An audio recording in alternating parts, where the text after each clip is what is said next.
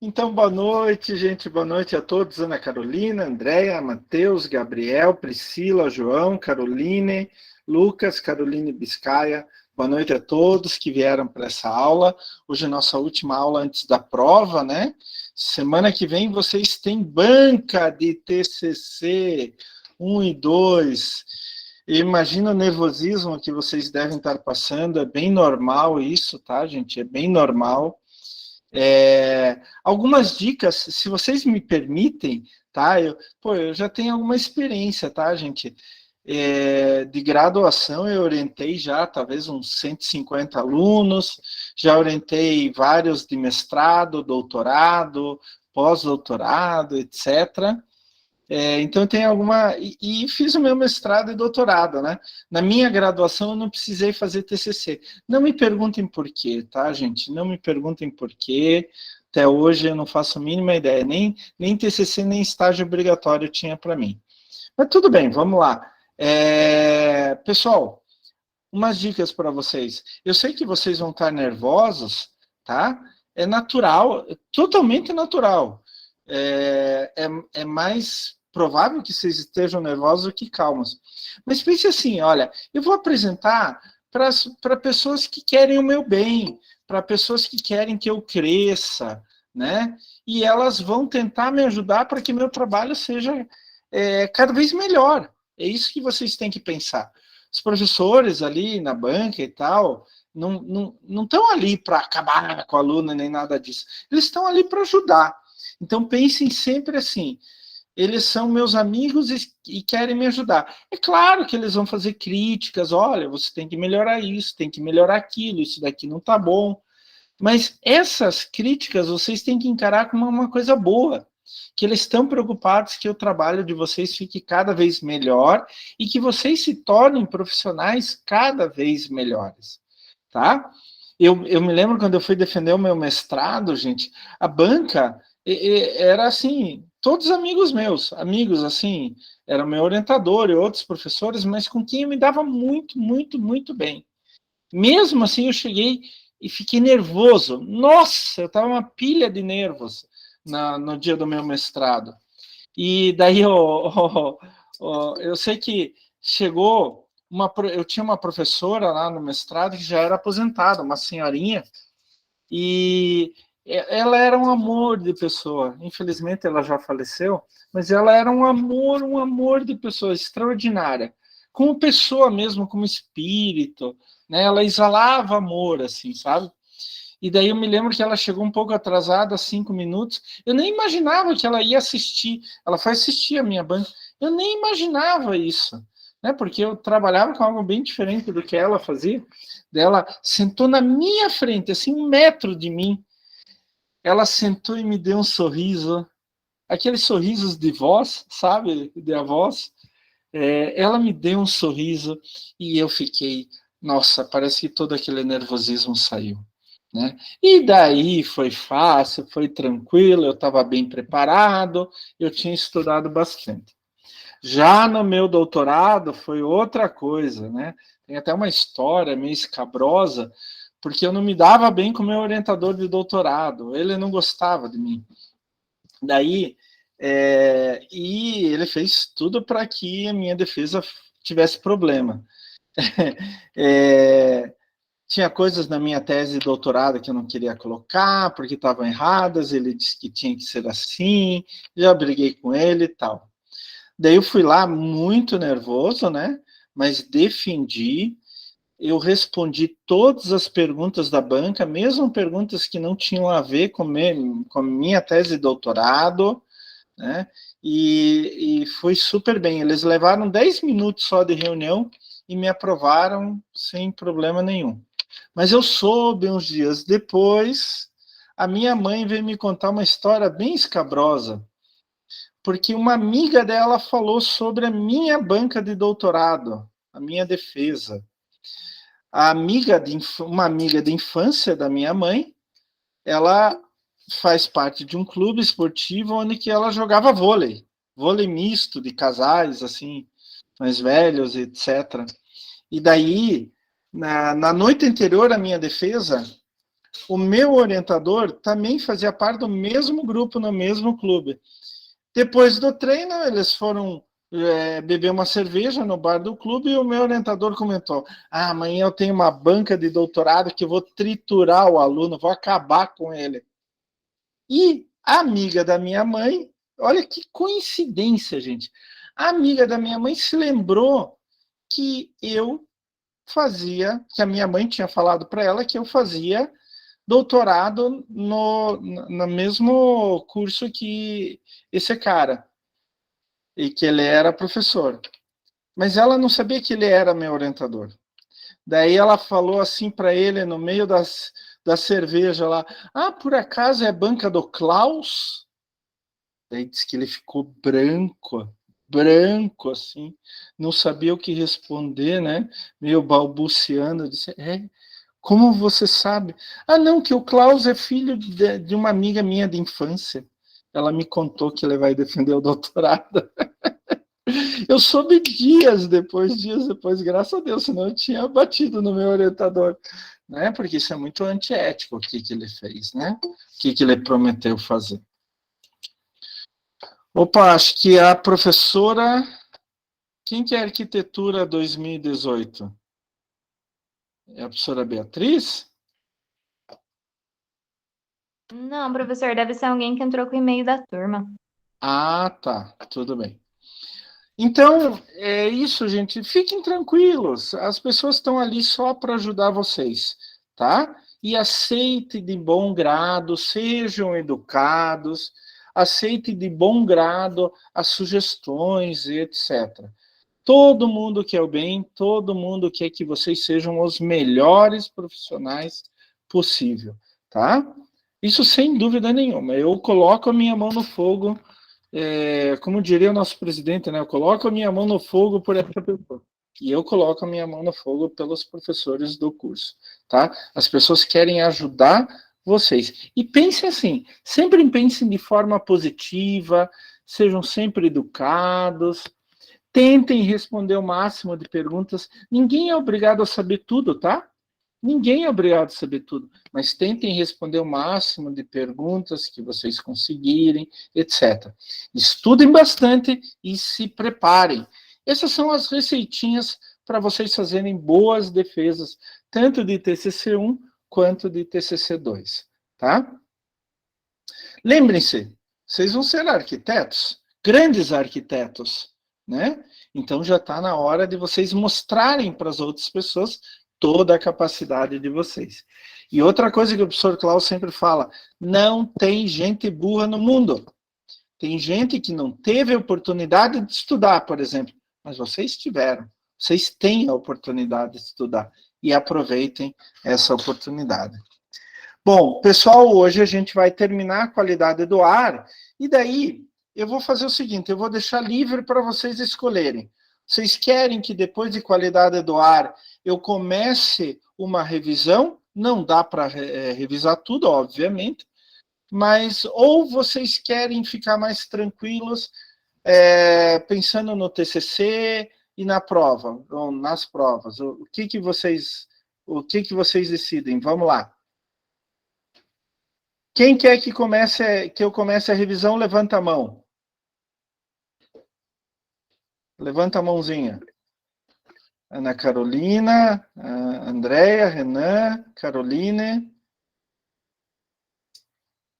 Agora a Caroline Fortuna, Gabriel. Então a maioria. Então vamos lá, vamos. Depois então vocês podem abaixar as mãos. Então depois depois de eu terminar a qualidade do ar até o final do horário, eu faço um pouco de revisão com vocês. Tem um material lá na semana 9, né, que é de revisão. E como eu falei semana passada, todas as perguntas da prova estarão nesse material, tá bom? Sem sombra de dúvidas. Eu aposto isto. E eu vou ganhar a aposta, né, obviamente. Mas vamos lá, então. Pessoal, semana passada a gente falou um pouco sobre... Opa. Vocês estão me ouvindo, pessoal? Sim, professor. Tá. Hoje meu computador tá meio estranho. mas vamos chegar lá. Eu quero que vocês me digam se vocês estão vendo o slide. Estamos, professor. Sim, professor. Ah, muito obrigado. Meu computador está bem estranho hoje. Eu acho que tem alguém querendo entrar. Tem. A Mariane está querendo entrar.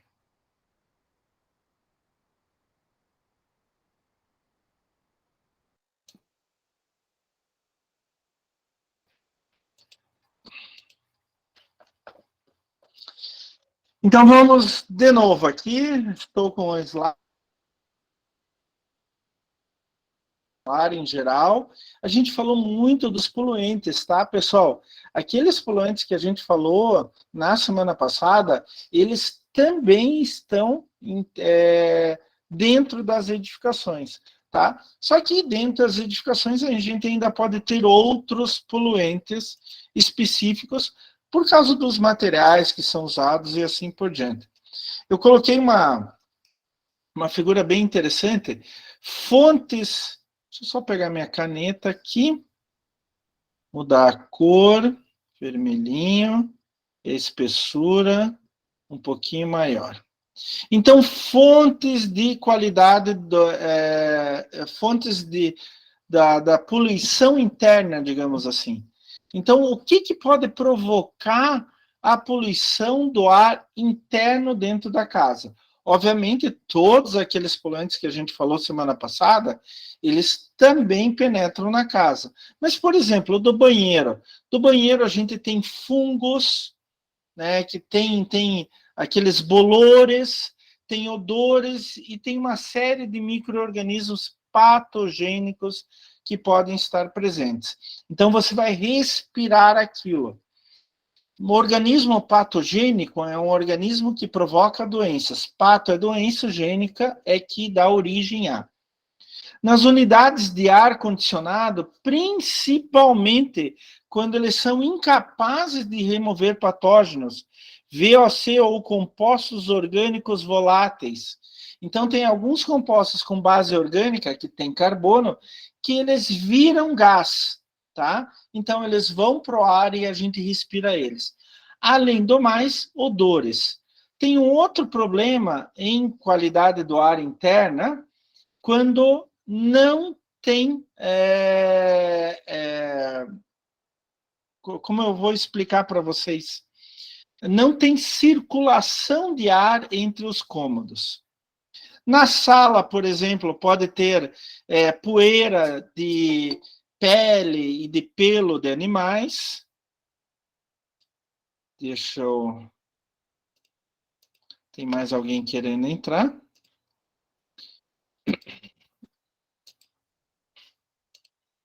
Então, pela casa inteira, né? Quem gosta de cachorro, quem gosta de gato, geralmente os pets andam pela casa inteira. Mas normalmente eles ficam mais na sala. Então pode ter poeira e pelos de animais. Por exemplo, quem fuma pode ter a fumaça do cigarro, do tabaco. Pode ter partículas de diesel, por exemplo, quando eu uso diesel para o aquecimento central da casa, se for o caso. Pode ter compostos orgânicos voláteis da pintura, dos móveis, do carpete e assim por diante. Como eu falei para vocês, um problema muito sério em relação à qualidade interna do ar é o ar externo, né? Então, todos os poluentes que estão no ar externo, do lado de fora da casa, eles podem entrar. No quarto, por exemplo, eu posso ter compostos orgânicos voláteis dos perfumes, dos sprays de cabelo, dos produtos para unha, dos móveis, do carpete e assim por diante. Olha só, gente, perfume tem compostos orgânicos voláteis. Na lavanderia, por exemplo, de novo, compostos orgânicos voláteis de produtos de limpeza, pode ter fungos, bolores, odores e outros micro-organismos patogênicos. E na cozinha, eu também posso ter problemas na qualidade do ar devido aos equipamentos que a gente usa para cozinhar, e mesmo aqui está fuel oil, que seria o óleo de cozimento, etc. Mas aqui no Brasil a gente usa muito gás liquefeito de petróleo para cozinhar. Então você abre a boca do fogão, coloca fogo, ele começa a queimar, sai o gás, começa a queimar. Aquilo libera muito compostos orgânicos voláteis. Nossa, tem mais gente querendo entrar. Ótimo. Aquilo libera muitos compostos orgânicos voláteis. Por isso, muitas vezes é bom você ter aqueles equipamentos para puxar o ar do fogão para sair fora. Não é só por causa da gordura que sai do fogão, mas também pelos compostos orgânicos voláteis da queima do gás. Lembrando, a gente usa gás liquefeito de petróleo, que vem em botijão, né? A gente usa esse gás liquefeito de petróleo que tem compostos, riquíssimo em compostos orgânicos. E daí, obviamente, compostos orgânicos voláteis também. Tá? Só para vocês terem alguma ideia do que a gente pode ter de substâncias que vão poluir o ar internamente na casa. Então, ozônio, compostos orgânicos voláteis, bioaerosóis particulados, percloroetileno e outros compostos orgânicos voláteis. Aqui, ó, do lado de fora, né, eu tenho isso que vai para dentro de casa, mas eu tenho das roupas compostos orgânicos voláteis, da pintura da parede, bioaerosóis que podem sair das plantas, compostos orgânicos voláteis de uma série de equipamentos e etc. Eu posso ter também compostos orgânicos voláteis e formaldeído do carpete da casa. Carpete é um problema muito sério para a qualidade do ar. Até o ideal seria evitar carpete. Não só porque ele vai armazenando poeira e essa poeira pode levantar, tem problema de ácaros também, né? Ácaros são uns parentes das aranhas, bem pequenininhos, principalmente aqueles que vivem dentro de casa, na cama, no travesseiro, no cobertor, no carpete, nos tapetes, que eles vão liberando partes do corpo dele, né, que eles vão trocando, eles têm um exoesqueleto, esqueleto externo, eles vão trocando aquilo para crescer, e daí aquele exoesqueleto tem gente que é alérgica àquilo. Então, por isso que tem que sempre limpar o ar, porque senão ele vai respirar ar com aquilo, tá? Isso pode ser extremamente complicado, né? Eu também tenho vários outros equipamentos, eu posso ter bioaerosóis, ozônio, monóxido de carbono, benzeno, etc. De fora ainda pode entrar monóxido de carbono, benzeno, que é um derivado de petróleo, e assim por diante. Então, vocês podem ver que a gente tem diferentes fontes de poluentes dentro do ar e que a gente deve começar a tomar cuidado, tá? Senão as pessoas podem acabar tendo problemas mais sérios. Alguns trabalhos mostram, só para vocês terem uma ideia, o absurdo a que a gente chegou, que hoje podem ser encontradas em torno de 11 mil tipos de substâncias químicas diferentes em ambientes internos de residências e outros, tá? 11 mil tipos. Quer dizer que todas estão no ar? Obviamente que não, tá, gente?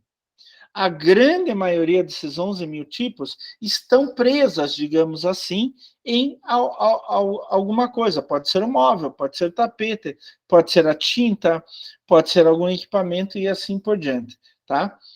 A própria EPA, que é o órgão ambiental dos Estados Unidos, Environment Protection Agency dos Estados Unidos, que eu coloco como o maior órgão ambiental governamental do mundo, sem dúvida nenhuma, é dos Estados Unidos, coloca a qualidade do ar interior como um dos 5 maiores riscos ambientais para a saúde pública. Um dos 5 maiores riscos ambientais para a saúde pública. Tem muitos casos, gente, que o ar interior é mais poluído que o ar exterior. É difícil você acreditar nisso, né? Porque poluição do ar fora das residências, ao ar livre, ela é muito, muito grande. Mas ela também depende de uma série de condições para que o ar fique parado e não seja disperso.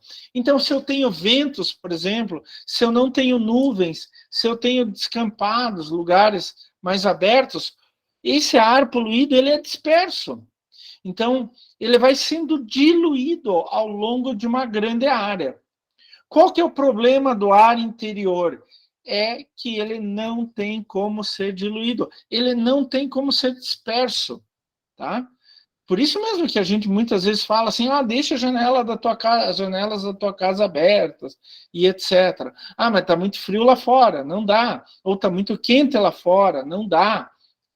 Está chovendo e etc. Não dá para fazer isso. Mas o ideal é que a gente deixe as janelas abertas. Trabalhos mostram que a grande parte das pessoas passa 90% do seu tempo em locais fechados, dentro de algum local.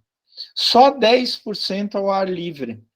Então, como muitas vezes o ar interior pode estar até mais poluído que o ar exterior, e as pessoas passam 90% do seu tempo em locais fechados, olha só o problema que a gente tem pela frente, que a gente tem que enfrentar, né? Essas são algumas doenças que a qualidade do ar dentro das residências, dentro das habitações, das construções em geral, podem causar para a saúde, né? Asma e alergia é super comum, é super comum. Né? Hoje você pode fazer uma série de testes para alergias, por exemplo, e o médico vai te dizer exatamente, você tem alergia a isso, isso e aquilo. Tem dentro da tua casa? Tem, então tira. Né? Um amigo meu uma vez adorava cachorro, amava cachorro, levou o filho dele, estava com alergia, levou o filho dele para o médico, né, um alergologista, para ver alergia ao quê. E esse meu amigo tinha muitos cães. E o médico falou, ele disse assim, olha, o teu filho tem alergia a pelo de cachorro, né? E daí meu amigo falou assim, então vai morrer, porque eu não vou me livrar dos cachorros, né? Podemos ter dores de cabeça, irritação na pele, nas mucosas, como boca, nariz, orelha, doenças respiratórias, doenças neurológicas, doenças cardiovasculares do coração e do sistema circulatório. Então, assim, inclusive, muitas das doenças cardiovasculares advêm de doenças respiratórias. A gente pode ter até câncer, gente. Que dessas 11 mil substâncias que podem ser encontradas dentro de casa, muitas são cancerígenas. Muitas. Até pouco tempo atrás, pessoal, só para vocês terem ideia, pouco tempo, uns 40 anos atrás, a tinta que a gente usava para pintar as nossas casas, ela tinha como base chumbo, que é um metal pesado que traz sérios problemas, né, neurológicos. Né? Hoje já é proibido. Mas eu me lembro, uns 20 anos atrás, que a gente começou a importar, o Brasil começou a importar, mais de 20 anos, muito brinquedo da China, e tinha uns brinquedinhos, assim, eram uns bonequinhos pequenininhos, com ímã. Daí, as crianças, para trocar a roupa desses brinquedinhos, tirava assim e colocava, ele ficava preso com um ímã. Eu não me lembro o nome desses brinquedinhos, mas era bem comum, e a gente importava aos milhões isso da China. Descobriu-se que aqueles brinquedinhos pintadinhos, a tinta tinha metal pesado. Então, uma criança, quanto menor a criança, vocês sabem, né, que passa por uma fase, coloca as coisas na boca, experimentar, né? Ela colocava na boca e ingeria chumbo junto com isso, tá? Viu, professor? Fala. Talvez a pesada que tem menos de 20 nunca tenha tomado uma água de caixa de amianto, né? Mas o problema, sabe, não é a caixa de amianto em si. O amianto é um problema, tá? E é um problema dentro das casas, mas nenhuma condição. O amianto, quando ele está preso numa caixa, em uma placa de drywall com amianto. Antigamente faziam, hoje em dia não fazem mais isso. Mas quando ele está preso, ele não é problemático. O problema é se eu vou lá e faço um buraco. Por exemplo, eu pego a furadeira, faço um buraco e sai um pozinho. Toda vez que a gente vai furar alguma coisa, sai um pozinho. No amianto, o que sai, no objeto que tem amianto, o que sai é amianto mesmo. O amianto é um mineral muito específico, tá? Muito específico. Tem uma mina de amianto no Brasil, só para vocês terem ideia. Qual que é o problema do amianto? Ele é muito fino. Ele vai se separando em fiozinhos assim muito, muito fino e pequenos. Algumas vezes você nem enxerga no ar. E daí você vai lá e respira amianto. Ele entra pelas vias respiratórias aéreas, passa pela tua traqueia, vai pelas traquíolos e entra no pulmão. E o que acontece quando o amianto entra no pulmão? Ele começa a se depositar e formar como se fosse uma pedra. Pedra mesmo, pedra. Então, eu já vi, por exemplo, pulmão de pessoas que tiveram o que a gente chama de amiantose, que é a doença provocada pelo amianto. O pulmão era pedra, você batia assim em pedra, praticamente pedra. Pessoas, assim, eu já ouvi falar de pessoas com 80%, 90% do pulmão comprometido com amianto. Então, caixa d'água de amianto não é o problema. O problema é se você começa a furar a caixa d'água. Entendeu? Telhado de amianto, por exemplo, não é tanto problema. O problema é quando você começa a furar o amianto. Agora, mais problema ainda é a mina de amianto. Quem trabalha na mina de amianto, quem trabalha no transporte de amianto, quem trabalha na fábrica de caixa d'água, na fábrica de telha de amianto, tá? Então, o ideal é não existir amianto. Para a pessoa que está usando lá no final da linha, o cliente final que está usando algo com amianto, ele pode ter problema? Pode, gente, pode sim, tá? Não vou tirar essa hipótese. Mas o problema maior é em toda a cadeia anterior a isso, tá? Os grandes problemas de amiantose no Brasil são pessoas que trabalharam na mina de amianto, inclusive. É um problema muito, muito sério. Obrigado pela lembrança. Amianto também pode ser problema dentro da casa. Pessoas assim, se vocês forem ver um encanador fazendo um buraco numa caixa d'água que tem amianto, hoje é proibido, né? Mas caixa d'água que tem ainda amianto, ele tem que usar óculos e tem que usar um protetor do aparelho respiratório superior, tá? Então, porque vai passar. Amianto é muito fino. É muito fino mesmo. Usar aquelas máscaras que a gente compra em farmácia, não a descartável, aquela maior, acho que é N95, se não me engano, ela retém esse amianto, tá? Mas qualquer outra coisa não. Então, como eu estava falando, câncer é um problema muito, muito, muito sério. Muito sério. Tem muitas substâncias que são cancerígenas e tem muitas substâncias que são cancerígenas que a gente ainda nem sabe que são cancerígenas. Tem, obviamente, perda de produtividade. Então, a qualidade interna do ar pode afetar o sistema respiratório, o sistema imunológico, o sistema cardiovascular e o tegumentar pele. A qualidade do ar interna nas habitações pode afetar a pele também. E tem o que a gente chama de síndrome dos edifícios doentes, né? Pessoal, na engenharia civil a gente fala de edifício doente, fala de patologia de estruturas, eu não sei se vocês se vocês tiveram isso, mas o que eu estou falando aqui agora é diferente do que patologia de estrutura, por exemplo. Quando a estrutura começa a descascar, o ferro dentro começa a enferrujar, se mostrar e etc. Material de má qualidade e assim por diante. A síndrome dos edifícios doentes que eu estou falando aqui, ou SED, é aquilo que a habitação, que o edifício, ele vai provocar nas pessoas, principalmente devido à qualidade a má qualidade interna do ar.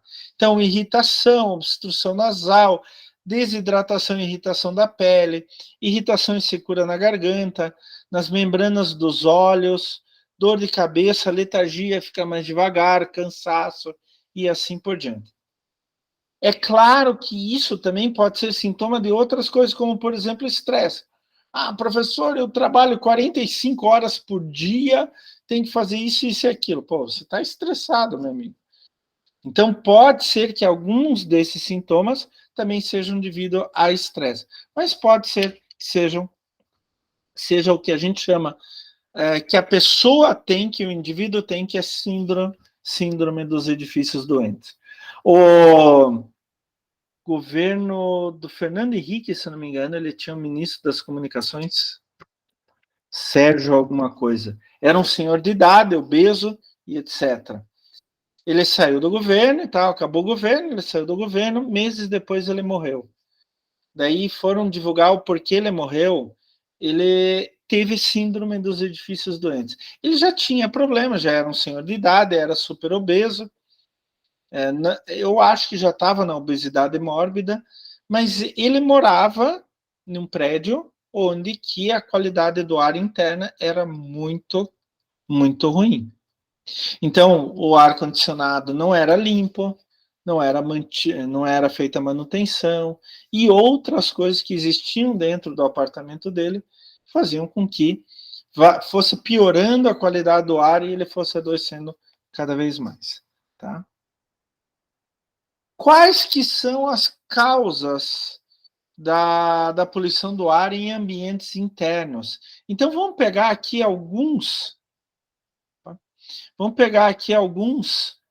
poluentes, né? Vamos do poluente para a fonte de emissão, sempre do poluente para a fonte de emissão, tá? Só para vocês terem ideia. Então, dióxido de carbono, né, que é o CO2, vem da atividade metabólica. Como assim, professor? Quando você inspira, você tira o ar em volta, querendo pegar o oxigênio que está ali. Vem um monte de coisa no teu nariz. Quando você expira, você está jogando um monte de coisa fora, mas principalmente CO2. Então, a gente inspira oxigênio e libera CO2.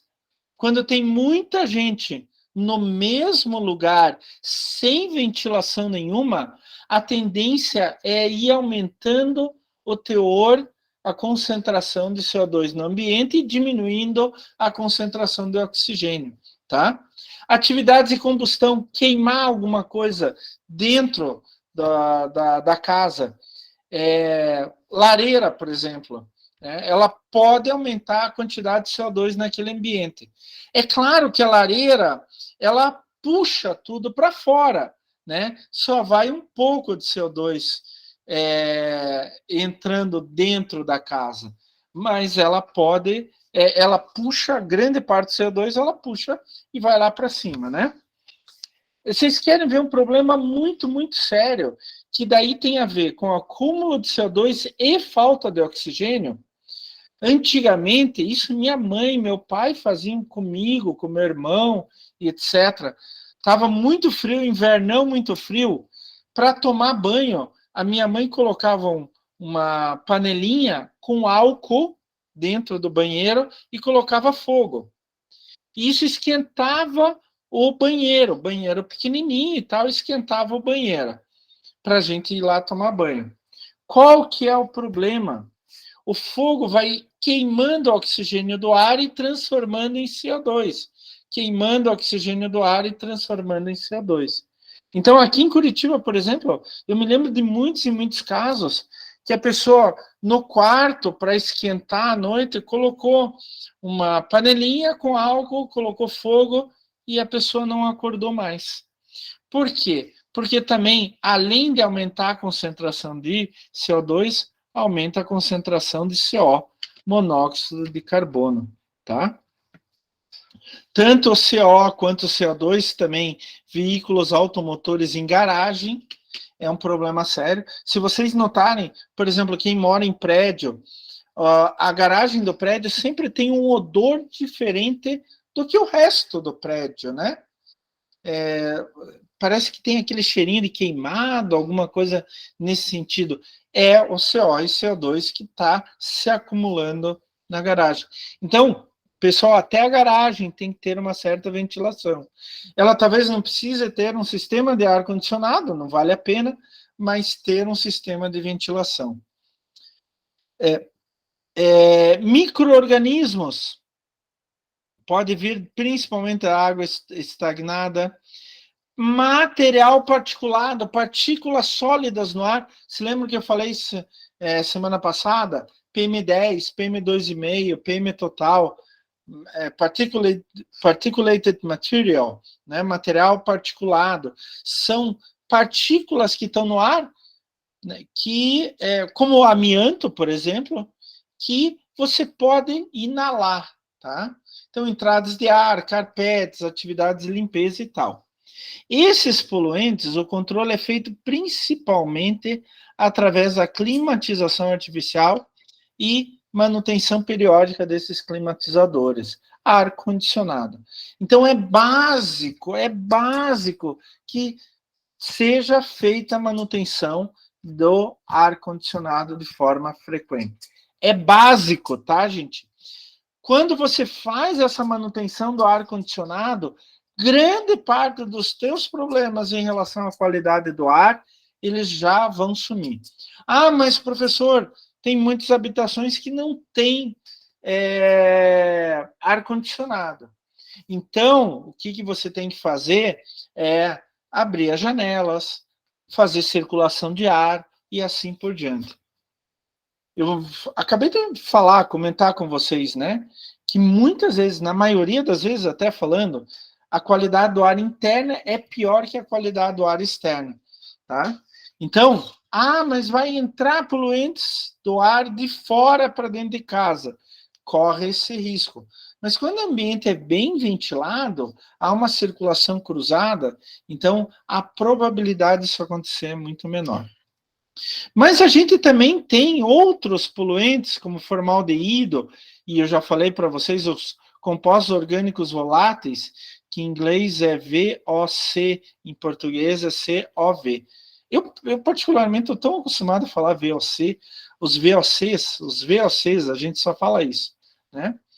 Que eles podem vir não de atividades, mas de produtos. Como, por exemplo, formaldeído, materiais de construção, mobiliário, os compostos orgânicos voláteis, materiais de construção, mobiliário, também tintas, colas, vernizes, forro, carpetes, produtos de limpeza e até fotocopiadoras, impressoras e computadores. É claro que esses três últimos, menos. Computador, então, nem se fala, muito menos do que fotocopiadora e impressora, tá? E como você pode fazer para controlar esses casos? Controlar na origem. Já vou mostrar para vocês. Comprar produtos que não tenham compostos orgânicos voláteis ou tenham menores concentrações desses poluentes. Existe legislação sobre isso, né? Por exemplo, a Lei 13.589 de 2018, que dispõe sobre a manutenção de instalações, equipamentos e climatização. A Portaria do Ministério da Saúde 3523 de 98, que promove o estabelecimento de medidas referentes à limpeza de sistemas de climatização, tá? Principalmente poluentes de natureza física, química e biológica, obviamente, e suas respectivas fontes. A resolução da Anvisa, Agência Nacional de Vigilância Sanitária, número 9, de 2003, que dá algumas orientações técnicas. Eu só tirei um pedacinho dela para mostrar para vocês como isso pode funcionar. Por exemplo, para evitar formaldeído no ar interno de habitações. Então, a gente deve selecionar os materiais de construção, acabamento imobiliário, que possuam ou imitam menos formaldeído. Usar produtos domiciliários. É de domiciliar, sanitários é para limpar alguma coisa, né? Então, por exemplo, esses produtos que a gente usa para limpar chão, limpar móveis, etc., que não contenham formaldeído. Principalmente lugares onde a limpeza é muito constante. Por exemplo, ambientes comerciais. Isso é muito importante. Que está toda hora limpando o chão, limpando as paredes, limpando o banheiro, etc. Se está toda hora limpando, a possibilidade de eu contaminar o ar com formaldeído é maior.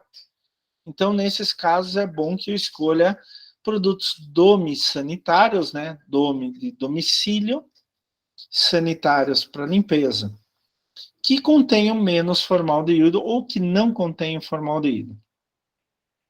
Os compostos orgânicos voláteis pela portaria da Anvisa 9 de 2003 dá como sugestão que vocês selecionem materiais de construção, acabamento imobiliário, sim, e usar produtos de limpeza domiciliários, né, que não contenham os compostos orgânicos voláteis ou que não apresentem alta taxa de volatilização e toxicidade.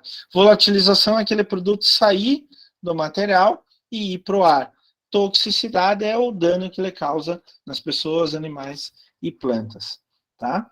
Eu quero, pessoal, deixar bem claro o seguinte para vocês, bem claro, e por favor, guardem isso para a vida toda de vocês, não só profissional. Legislação muda. Legislação muda. Eu vou repetir, legislação muda ao longo do tempo, tá? Então, a gente tem que tomar cuidado com isso. Não vão nessa, que há 10 anos eu fiz um levantamento da legislação, está tudo igual. Provavelmente não está. Então, vocês como profissionais de qualidade, profissionais conscientes, éticos, que tiveram aula com o professor Klaus, né?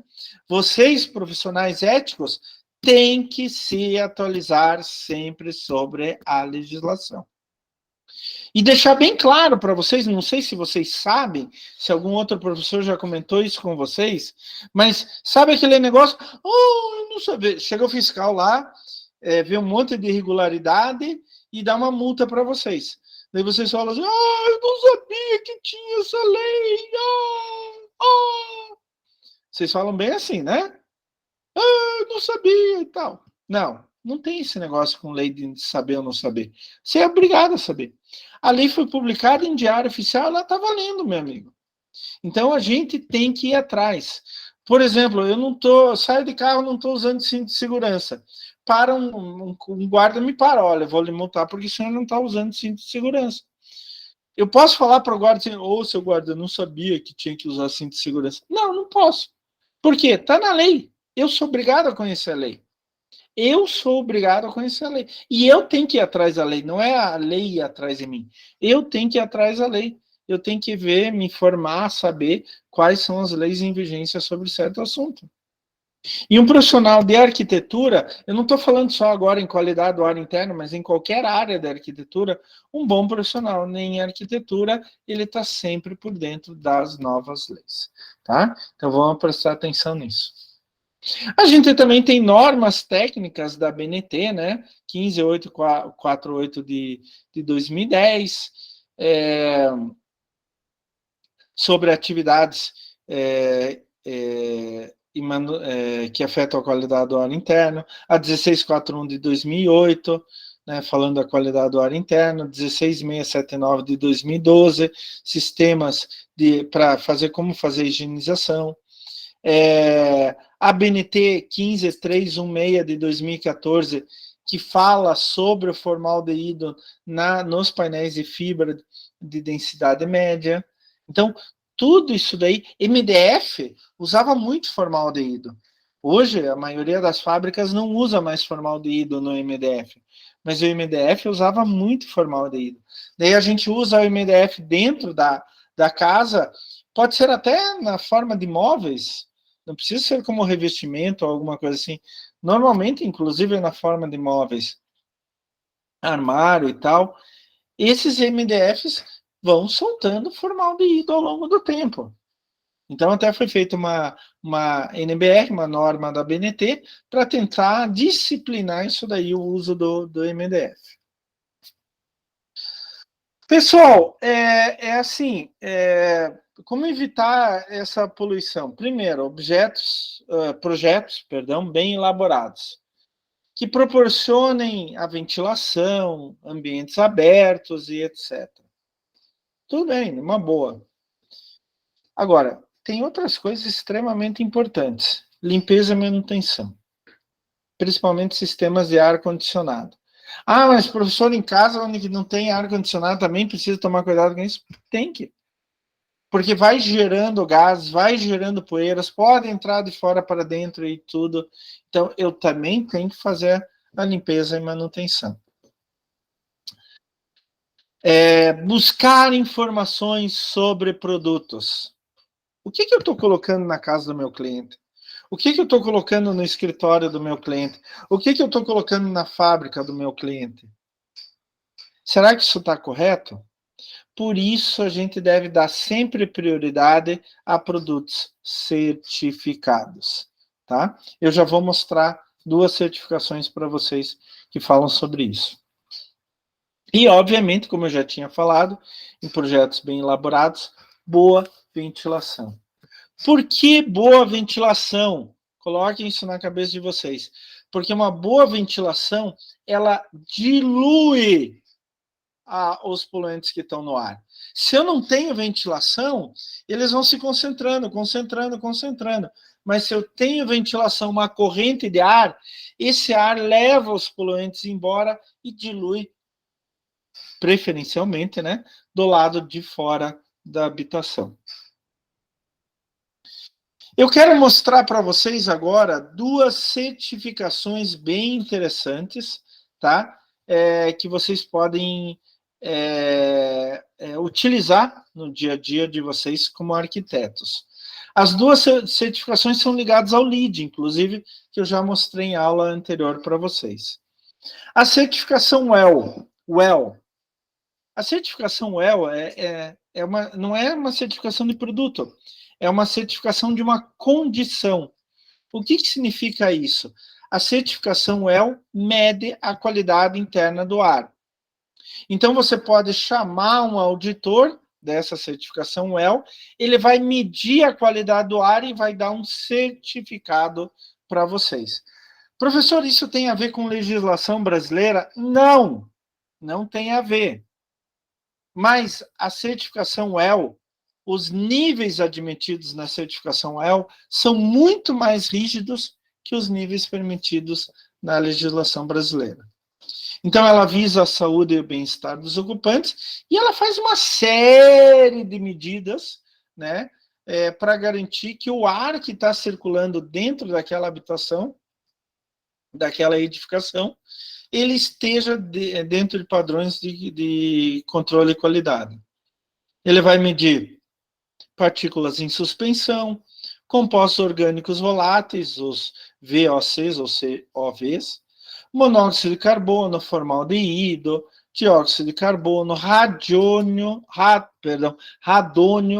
que é um elemento radioativo, mas com uma radioatividade bem baixinha, tá?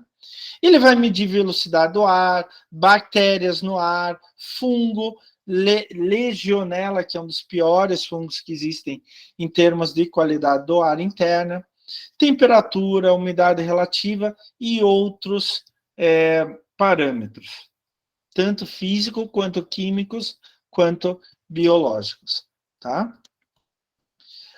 Aqui tem alguns dos itens que o auditor da certificação WELL, ele vai verificar. Então, ele não vai só tirar a amostra e medir como está o ar segundo aqueles parâmetros, mas ele vai verificar uma série de coisas dentro daquela edificação, né? A ideia é que se dê uma pista para quem faz a manutenção daquela edificação, o que ela tem que fazer. Por exemplo, tem que reduzir materiais particulados, substâncias voláteis, radônio, compostos orgânicos voláteis. Tem que se fazer o controle de mofo e micróbios, micro-organismos. Talvez dá preferência para o que a gente chama de limpeza verde. O que é isso? Usar produtos, equipamentos, procedimentos e armazenamento de tal maneira a gerar cada vez menos formaldeído para o ar. Fazer gestão de pesticidas. O que significa? Não usar de forma indiscriminada pesticidas. Os agrotóxicos, por exemplo, para acabar com algum inseto, acabar com uma praga como, sei lá, um rato, um outro animal, para acabar com fungos, com bactérias e assim por diante. E essas medições, elas também dão uma ideia para que tipo de material a gente pode usar. É o que a gente chama de materiais seguros. Sem chumbo, sem mercúrio, sem amianto, sem bifenil policlorado e assim por diante. A gente pode, a partir dessa certificação, ter uma ideia do que eu tenho que fazer. Então, controle de umidade de materiais e sistema de ar-condicionado. Fazer testes de vazamento de ar, estanquinidade. Fazer um monitoramento da qualidade do ar ao longo do tempo. Se eu uso janelas operáveis ou janelas fixas. Que tipo de controle de insetos eu posso fazer? Se eu preciso usar equipamentos de purificação do ar, por exemplo, filtros de carbono, lâmpadas UV, ultravioleta. Lâmpada UV, gente, principalmente para micro-organismos, bactérias, fungos e vírus que podem estar no ar, tá? Porque a lâmpada UV, ela tende a danificar o DNA desses organismos. Então, daí, ou ele morre, ou ele fica esterilizado, não se reproduz mais, e assim por diante. A fotocatálise é a quebra de uma substância pelo uso da luz, por exemplo. E reduzir materiais tóxicos, né? Então, não usar materiais que tenham compostos perfluorinados. Alguns retardantes de chama são problemas seríssimos para a qualidade interna do ar, tá? Não usar ftalatos poliuretano à base de isocianato. Pode volatilizar para o ar cianeto a partir desse material. Só para vocês terem ideia, ftalato está naqueles copinhos de plástico descartáveis. Só que ele não sai dali, ele está fixo. Ele só sai do copinho de plástico descartável quando eu coloco um líquido muito quente durante muito tempo. Então, por exemplo, se eu colocar um chá muito quente, café muito quente naquele copinho e ficar por 1 hora nessa temperatura, vai começar a sair ftalato do copo plástico e ir para o líquido. E daí isso é extremamente tóxico para o ser humano. Só que como tanto o chá quanto o café, eles vão esfriando muito rapidamente, ou a gente toma muito rapidamente, não tem perigo usar aqueles copos plásticos. Reduzir materiais com menos ureia e assim por diante. Ureia e formaldeído. E a outra certificação que eu trouxe para vocês aqui é um pouco diferente, ela tem um objetivo diferente do que a certificação WELL. A certificação WELL, o auditor vai lá e mede a qualidade do ar. E daí diz que tudo que você tem que fazer. Ele vai classificar a qualidade interna do ar e diz tudo que você tem que fazer. A Green Guard também é ligada à LEED, mas ela se preocupa com emissão a partir de produtos. Então, ela dá o que a gente chama de certificação de produtos de baixa emissão. Como assim, professor? Eu falei para vocês de tinta, que pode sair algumas coisas para o ar, equipamentos que podem sair algumas coisas para o ar, móveis que podem sair algumas coisas para o ar, vão volatilizando e ficando no ar. Tá? A certificação Green Guard é a maior certificação com testes e certificação de emissões químicas do mundo. São hoje mais de 400 fabricantes no mundo inteiro, 25 categorias de produto, somando em torno de 25 mil produtos, modelos diferentes, de diferentes coisas, tá? Então, um produto que passa pela certificação GreenGuard significa o quê? Ele exala, ele volatiliza a partir do produto poucos produtos tóxicos que vão afetar a qualidade interna do ar. Isso tudo é baseado em testes e avaliação de risco à saúde. Então, o que significa isso? Quando eu digo assim, olha, esse produto tem baixa emissão, então ele não faz mal para o ser humano. Porque eu já pesquisei qual que é a quantia máxima que um ser humano aceita sem fazer mal para ele. Então, se aquele produto entra dentro dessa concentração máxima, o produto não vai fazer mal para o ser humano. Então, ele verifica não só o produto final, mas as matérias-primas e o processo produtivo. Então, por exemplo, eu tenho um móvel de madeira. Ele vai medir quanto o móvel emite de poluentes, mas ele também vai medir quanto a madeira emite de poluentes em todo o ciclo produtivo. E eles testam para mais de 10 mil, não é elementos químicos, mas compostos e elementos químicos, tá? E esse teste tem que ser feito em um laboratório acreditado com ISO 17025.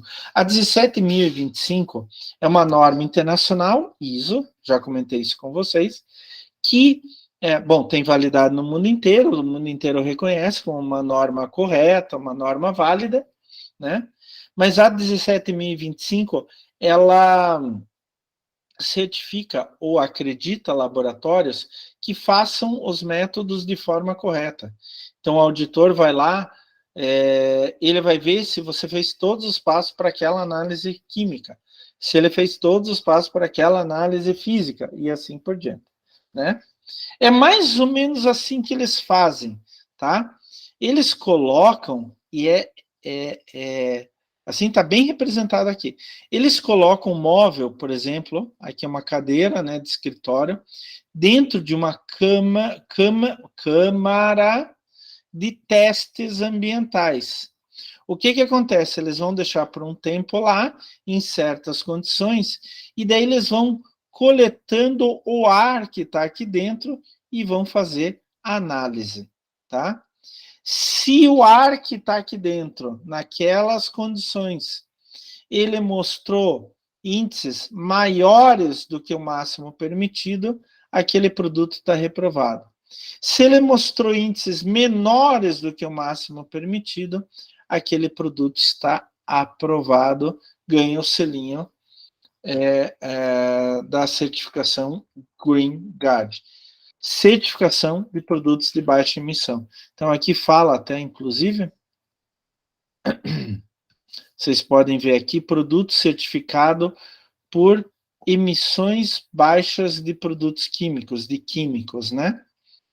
E aqui está a numeração da certificação. Então, o ideal é preferir produtos GreenGuard? É preferível pedir esse tipo de produto, usar esse tipo de produto, que ele vai ter baixas emissões ao longo do tempo. Pessoal, perguntas, dúvidas? Dúvidas? Nossa, tá todo mundo hoje na minha aula. Nenhuma dúvida? Vocês estão na minha aula ainda? Sim, professor. É bom perguntar, né? Porque eu não vejo vocês, né? É bom perguntar. Quando a gente está em sala de aula é um pouco diferente. É mais fácil, né? Dúvidas? Nenhuma dúvida? Não, professor, por enquanto não. Então, pessoal, até aqui cai na prova da semana que vem. Tá? Eu já tinha comentado com vocês. A prova vai ter 10 questões e vai valer de 0 a 5. O trabalho que vocês estão entregando hoje também é de 0 a 5. Então, caprichem no trabalho, pessoal. Caprichem no trabalho, tá? Vai cair as semanas 2, 3, 4, 5, 6, 7 e 8. Então, sustentabilidade das edificações, NBR 15575, certificações ambientais, análise do ciclo de vida, materiais de construção e qualidade do ar. Esses assuntos aqui vão cair na prova, tá? São 9 questões objetivas e uma discursiva, tá? 9 objetivas e uma discursiva. Quero lembrar que eu já falei semana passada para vocês que semana que vem, quando vocês chegarem na sala de aula, vocês têm que guardar todo o material, celular desligado dentro da bolsa e a bolsa na parte da frente da sala. Vocês só podem ficar com lápis, caneta e borracha. Já comentei com vocês, né? Eu já passei umas poucas e boas com alunos, então eu faço esse comportamento agora, não tem problema nenhum, tá?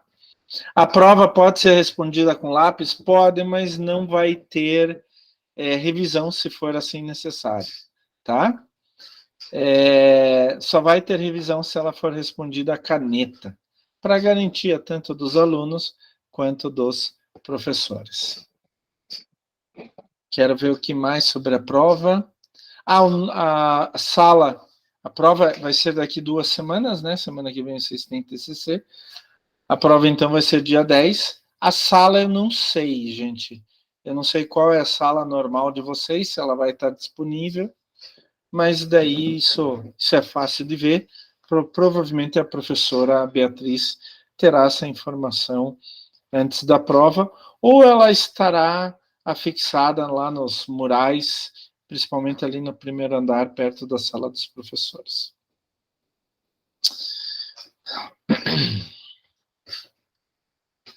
Nada de pergunta? Nenhuma dúvida? Nossa, então vamos lá. Eu quero ver notas altas, hein, pessoal? Quero ver notas altas nessa prova. Pessoal, a gente tem mais uma meia horinha, então eu vou começar uma revisão. Obviamente que eu vou começar pelos assuntos mais antigos, para refrescar a memória de vocês. Os assuntos mais novos vocês viram há menos tempo, né? Então, esse material que eu vou apresentar agora aqui é o mesmo material que eu deixei à disposição para vocês, tá? Lá na semana 9, essa é a semana 9. Então, revisão para avaliação global 1. A gente começou a falar sobre desenvolvimento sustentável, né? Que é você usar os recursos hoje de tal maneira que as próximas gerações também tenham esses mesmos recursos. Esse termo ficou bem conhecido em 1987, no relatório que a ONU fez, chamado Nosso Futuro Comum, alertando para o uso dos recursos naturais. Dentro dessa ideia de desenvolvimento e sustentabilidade, Ignasi Sachs, em 1993, colocou as 5 dimensões básicas da sustentabilidade. Quer dizer, para eu chegar nessa ideia de promover o desenvolvimento, satisfazendo as necessidades da geração presente, sem, contudo, comprometer a geração futura, né, eu preciso pensar em 5 áreas diferentes. Área social, melhorando os níveis de distribuição de renda, diminuindo a exclusão social e distância econômica entre os mais ricos e os mais pobres. A área econômica, que é aumentar a eficiência do sistema, quer dizer, produzir mais com menos, produzir menos resíduo. E daí eu vou ganhar mais dinheiro, inclusive, porque eu vou jogar menos fora. A área ecológica, que é a preservação da natureza, mas tem o ser humano. A gente vai preservar o meio ambiente, mas vai aproveitar recursos para a nossa própria sobrevivência. A dimensão espacial, né, que é distribuir melhor espacialmente falando as coisas, né? E daí o arquiteto tem uma função, nossa, muito primordial, tá? E a dimensão cultural, como vocês pensam? Então, mudar o jeito das pessoas pensarem e, por consequência, mudar o jeito que as pessoas agem no dia a dia. Despertar a consciência ambiental nas pessoas. A gente falou que a construção civil tem uma relação muito grande com o meio ambiente, né?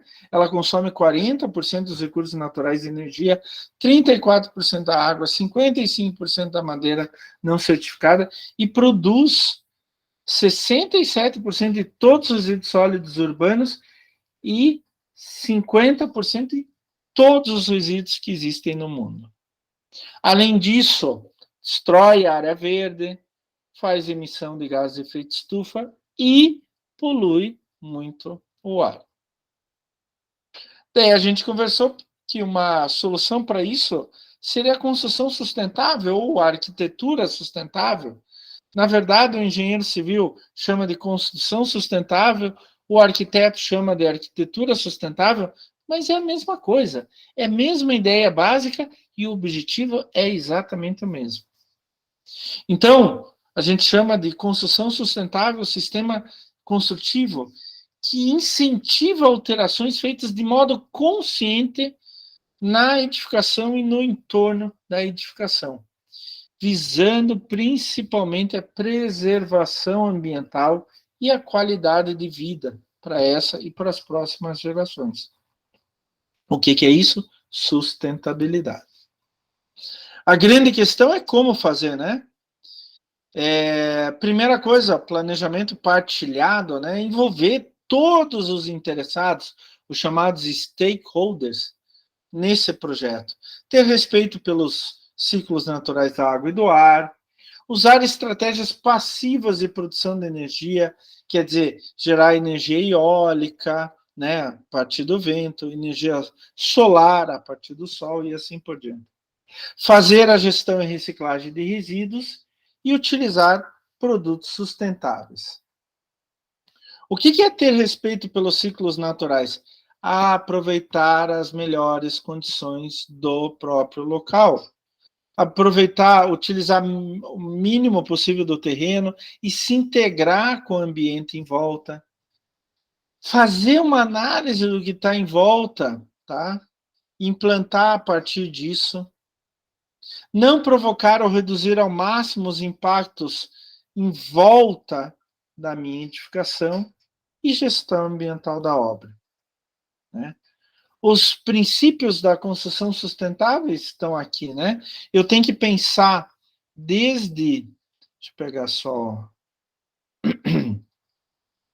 a minha caneta aqui.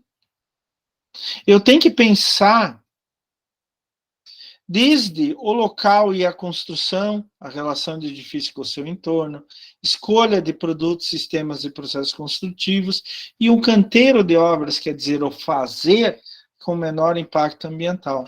Mas eu tenho que pensar também na gestão de energia, de água, de resíduos, manutenção. Eu tenho que pensar no conforto das pessoas, conforto higrométrico, né? Temperatura e umidade, acústico, som, visual, olfativo. E tem que pensar na saúde como um todo, a qualidade sanitária dos ambientes, qualidade do ar e qualidade da água. Mas o que isso pode trazer de benefícios para a gente? Obviamente, preservação do meio ambiente, economia financeira. Algumas vezes as pessoas acham que é muito mais caro e vai continuar caro ao longo do tempo. Não. Isso provavelmente vai te dar uma série de benefícios financeiros. Na pior das hipóteses é ficar menos mal de saúde. Qualidade de vida é um diferencial de negócios. Esses dias eu estava vendo uma propaganda na TV fechada de um novo condomínio que estão lançando, um condomínio vertical, que estão lançando ali na cidade de São Bernardo do Campo, do lado de São Paulo, que eles falaram que tem uma fazenda solar. Então, eles instalaram placas fotovoltaicas, não no edifício, mas em outro lugar, isso pela legislação é possível fazer, e geram energia. Eles, desse outro lugar, jogam na rede elétrica, rede pública, e daí eles puxam da rede pública. Então, quanto eles injetam, eles puxam de volta. Isso pode ser um diferencial do negócio.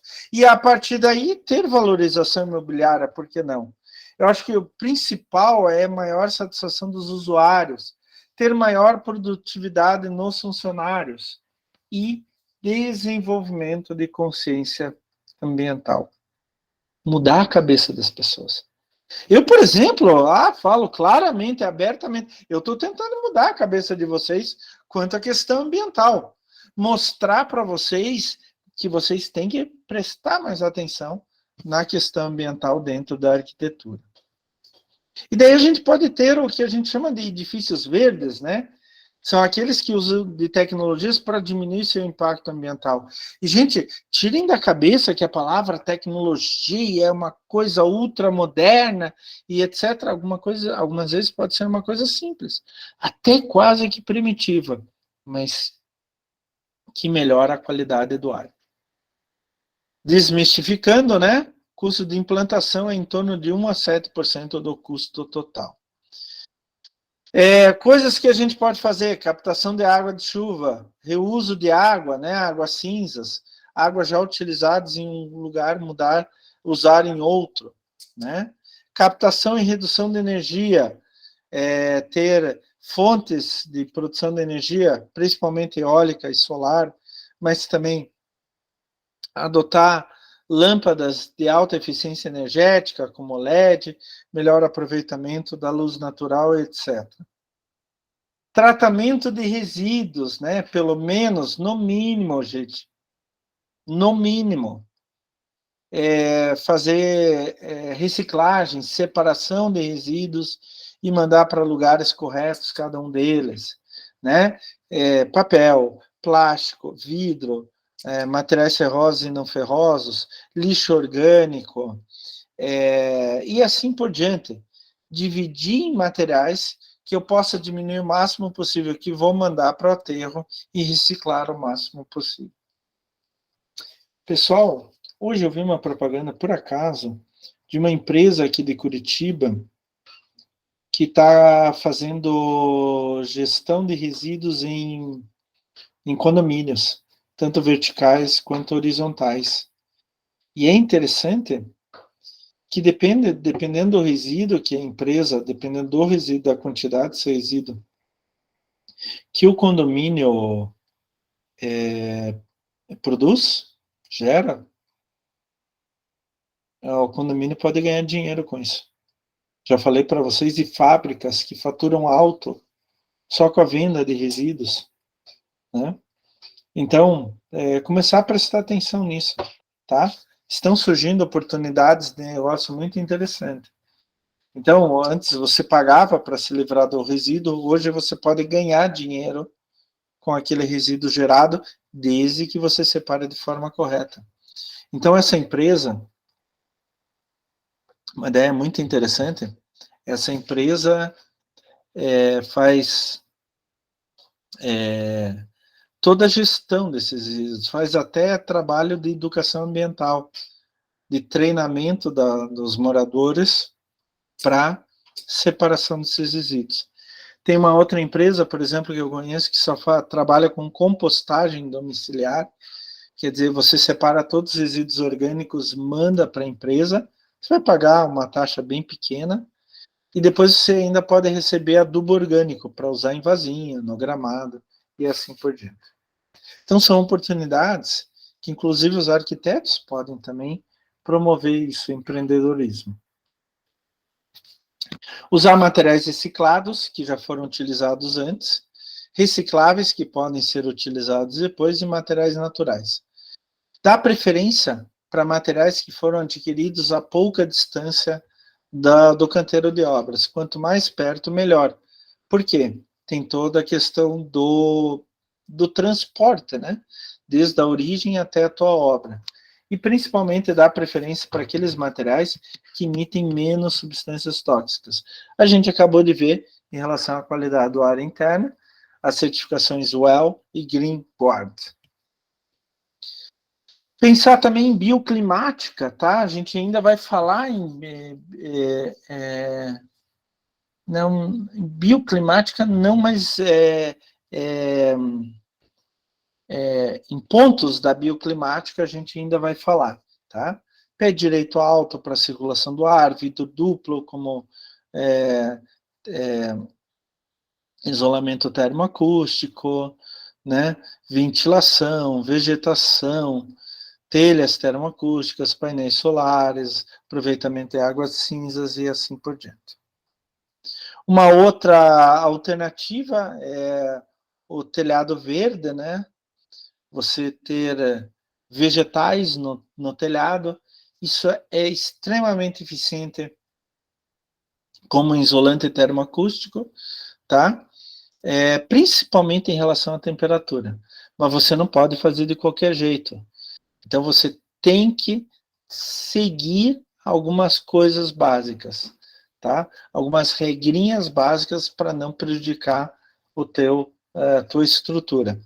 Outra coisa, trabalhem muito de perto com os engenheiros estruturais, os calculistas, tá? Porque o telhado verde ele acaba adicionando um peso, uma carga que não era para existir anteriormente. Então é difícil você mudar um telhado que não foi projetado para isso para telhado verde. É possível, mas é difícil. Agora, quando vocês projetam a edificação já desde o início, pensando em um telhado verde, aí fica bem mais fácil. Gente, é um caminho sem volta. O mundo precisa para caminhar para a sustentabilidade e a arquitetura pode sim dar uma contribuição muito grande para isso. A gente tem que se lembrar, e o Jaime Lerner falava isso, né, arquiteto urbanista, as cidades são organismos vivos e nós dependemos das cidades. Gente, se vocês tiverem alguma pergunta ou alguma observação, podem interromper a aula, tá? Não tem problema nenhum, absolutamente nenhum. Vamos lá, então, para a semana 3, que foi a segunda parte de sustentabilidade nas edificações. A gente tem que pensar, quando a gente está trabalhando com sustentabilidade, não só na arquitetura, mas também na arquitetura, mas em qualquer coisa que ela precisa de um tripé básico. A questão social, econômica e ambiental. Então, eu tenho que ser socialmente justo, economicamente viável e ambientalmente adequado. Nunca mais se esqueçam disso. São 3 perguntinhas que vocês podem fazer para vocês mesmos quando estão fazendo um projeto. Ele está sendo socialmente justo, economicamente viável e ambientalmente correto, ambientalmente adequado? Isso já é uma preocupação generalizada, né? Organizações públicas, governo, iniciativa privada, muitas empresas e muitos governos já estão exigindo cada vez mais isso. A gente, inclusive, tem a Agenda 21, que foi feita no final do século XX, para valer para o século XX inteiro, 21 inteiro, dando dicas sobre construção sustentável e construção sustentável em países em desenvolvimento. E a gente tem que se lembrar, pessoal, que a sustentabilidade na construção civil, na arquitetura sustentável, vai desde o projeto até o final, a demolição daquela edificação. Então, quando eu tenho que começar a pensar em sustentabilidade, já quando eu estou sentado na minha mesa, na frente do meu computador, fazendo o projeto. Eu tenho que pensar como que vai ser a execução da obra, como vai ser o seu uso e, finalmente, a sua demolição. Normalmente, um projeto arquitetônico que tem essa ideia de ser sustentável, ele pode ser um pouco complexo, porque eu estou adicionando fatores que antes eu não precisava pensar, tá? Mas, principalmente, eu tenho que me adequar à realidade local, clima e disponibilidade de materiais. Eu já comentei para vocês, eu tenho um livro muito interessante chamado Eco House, que ele mostra muito bem isso. Então, ele dá exemplos de arquitetura sustentável e explica o porquê de cada ponto em diferentes lugares.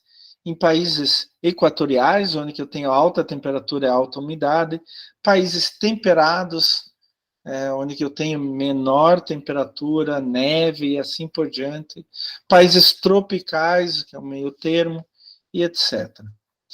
E todas essas fases de projeto, execução da obra, uso e demolição, eu tenho que pensar no conforto do usuário e no menor impacto ambiental possível.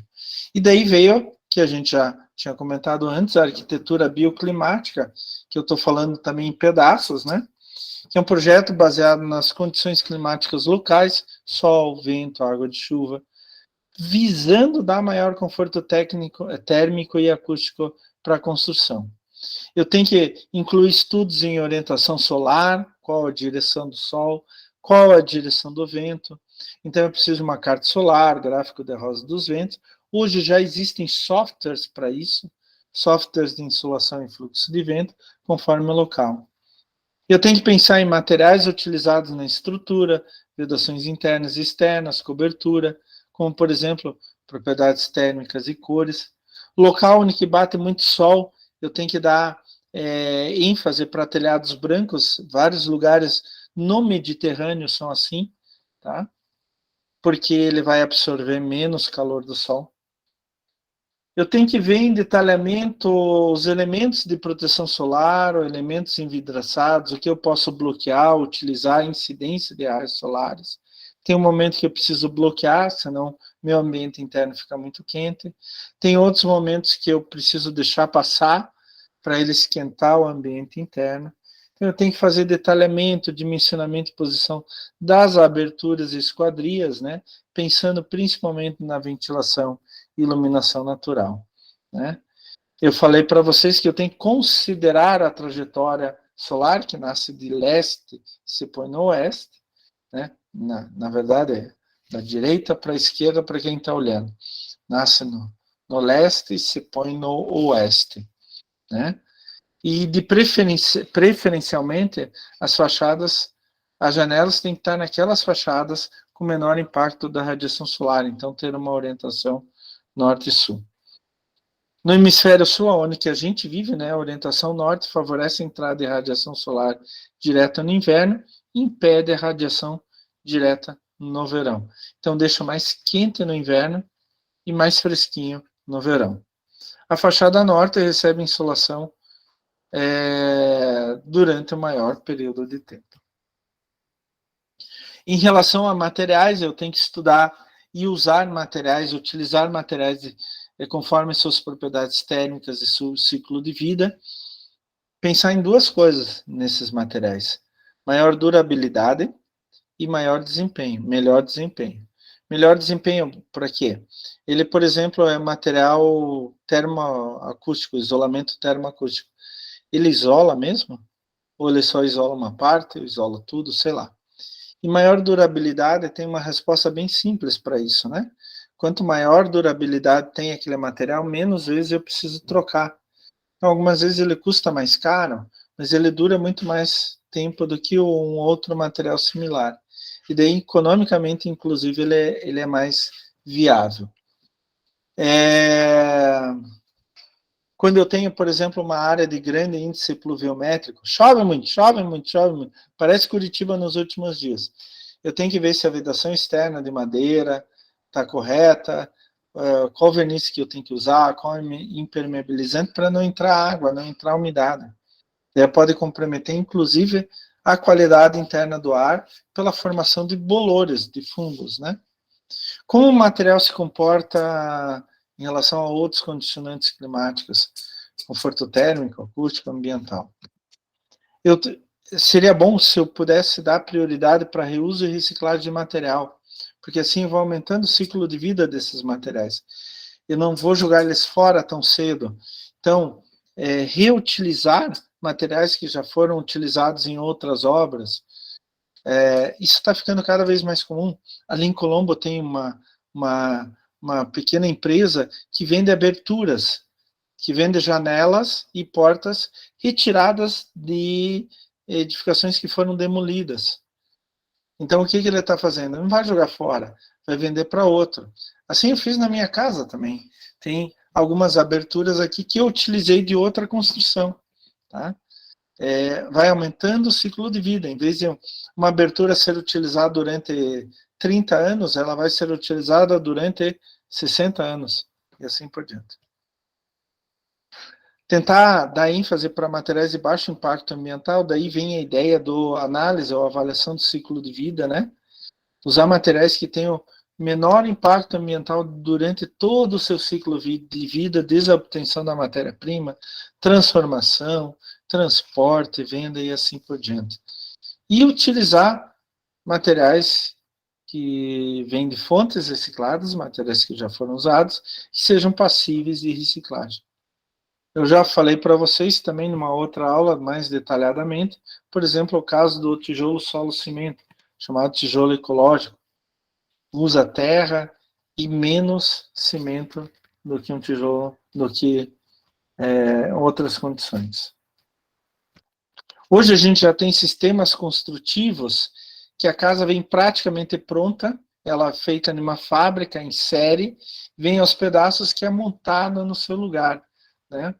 Então, esses sistemas, eles, além de serem mais rápidos, eles tendem a usar materiais menos impactantes e têm menos geração de resíduo, tá?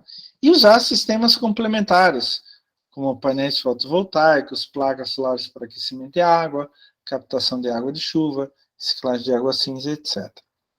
Gente, o produto final da arquitetura para a sustentabilidade ambiental é a síntese, é o resumo, é o conjunto de todos os conceitos arquitetônicos, fundamentos de conforto ambiental, técnicas construtivas de operação predial, eficiência energética, seja no projeto, seja num novo edifício, seja num edifício existente. Mas para isso a gente precisa avaliar a sustentabilidade. E daí tem as certificações de cunho ambiental, né, que fazem avaliação de materiais. Eu mostrei durante o bimestre várias dessas certificações. Hoje eu mostrei uma da qualidade interna do ar, né? Eficiência energética, elas avaliam o consumo de água, condições econômicas e sociais, e assim por diante. Elas têm um método de avaliação e pontuação a partir de critérios tanto quantitativos quanto qualitativos. Cumpriu, ganha aquela pontuação. Não cumpriu, não ganha. E a partir do número de pontos que você conseguiu acumular, você vai receber ou não a certificação. Não são obrigatórias, mas agregam valor, tá? Daí eu citei aqui a BREEAM, da Inglaterra, a LEED, que começou nos Estados Unidos e hoje está no mundo inteiro, HQE, Haute Qualité Environnementale, alta qualidade ambiental da França, que também tem uma certa penetração aqui no Brasil, por causa da certificação Aqua, mas não é tão comum. A COSB do Japão, a NABERS da Austrália e assim por diante. Aqui no Brasil, eu falei da Aqua, baseado na HQE, o PBI Edifica, da Eletrobras, daí em relação à eficiência energética, o selo azul da Caixa Econômica Federal. Esse programa é um programa bem interessante, mas ele é pouco efetivo aqui no Brasil, não está mais se exigindo como se exigia antes. Mas principalmente a certificação LEED, tá? Essa é disparado a mais utilizada no mundo. A gente também pode ter legislação que levem a sustentabilidade nas edificações, né? O IPTU verde, quando eu tenho desconto por ter sistemas de implementação de água de chuva, geração de energia renovável, ter presença de árvores no meu terreno. O Rio de Janeiro, por exemplo, tem o Quali Verde, que dá benefícios sociais, desconto no INSS, IPTU e TBI, dá aumento do pavimento do uso comum, cobertura de estacionamento no térreo e assim por diante.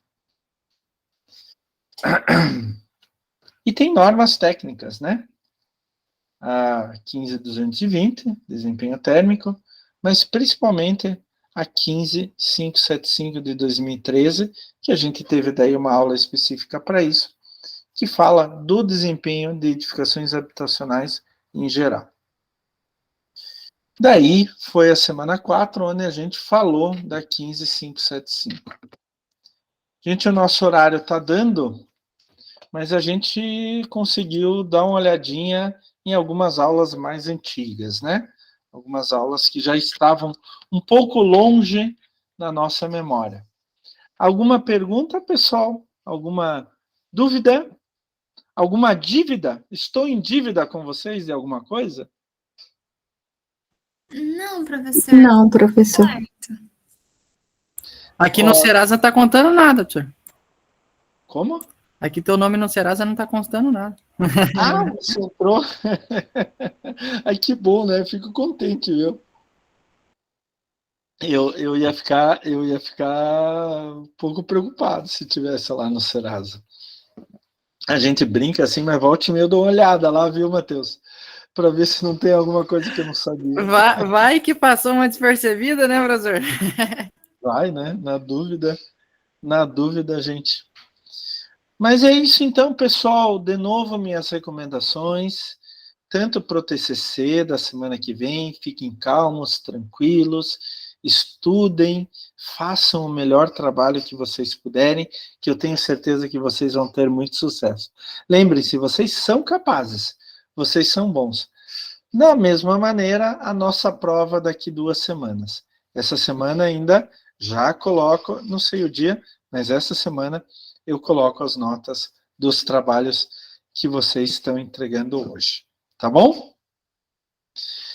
Pessoal, eu agradeço a presença de vocês. Muito legal ter conversado um pouquinho de novo com vocês. Desejo uma ótima semana e tudo de bom nas 2 próximas semanas para vocês. Olha, só lembrando, então, dia 3 é pré-banca. Tudo bem, Caroline? Eu espero. Dia 3, pré-banca. Dia 10 é avaliação global 1. Dia 17 é semana acadêmica.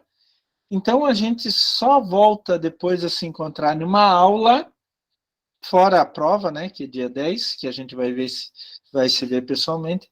A gente só volta a se encontrar no dia 24 de outubro, daqui um mês. Tá certo, então.